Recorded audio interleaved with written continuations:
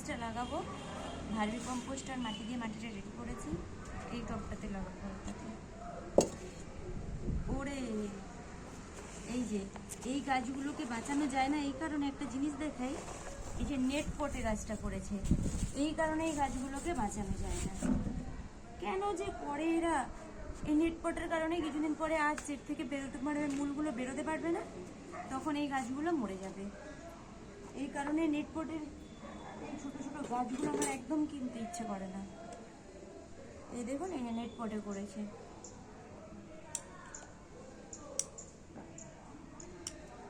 যখন এটা পুরো রিমুভ করতে যাব তখনই কিছু মূল কেটে যাবে, কিছু মূল কেটে যাওয়ার পর ওর রুটগুলো থেকে কিছু কেটে গেলে ব্যাস, এখনও রয়েছে স্টিল।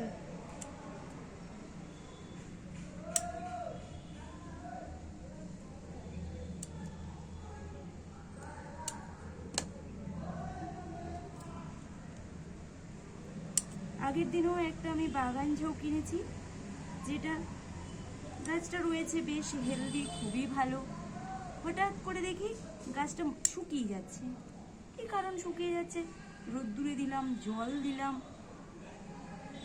এপসাম সল্টে দিলাম, একটু সব স্প্রে করার পরেও দেখছি গাছটা মরে যাচ্ছে। কি মনে হলো যে এরকম আছে কিনা নেটপট একবার দেখা যাক। যেই দেখেছি অমনি দেখি নেটপট রয়েছে, গাছটা মরেই গেল। তো গাছ কেনার সময় এবং কেনার পরেও লাগানোর সময় এটা একদম মাথায় রাখতে হবে যে নেট পট যদি থাকে কয়েকদিন বাদেই গাছটা ঝিমিয়ে যাবে এবং মরেও যাবে।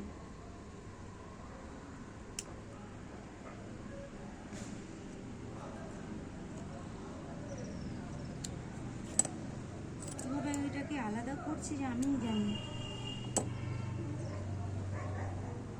পুরো রুটগুলো আলাদা হয়ে গেল।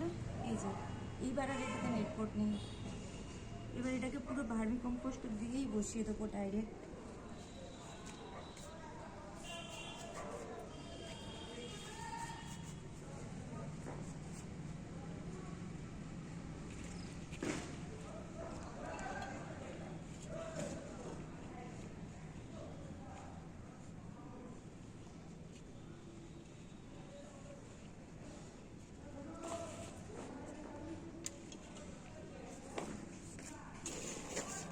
এই যেটা নিজস্ব মাটি ছিল এই মাটিটা একটু দিয়ে দিই, তাহলে তার একটু সুবিধা হবে।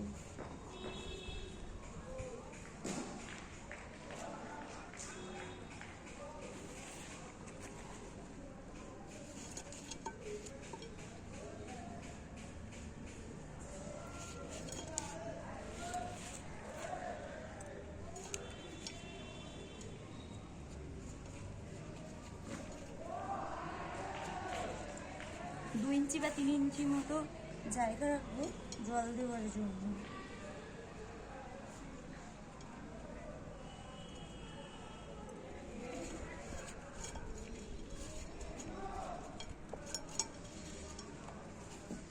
এই যে এটাকে রেডি করলাম।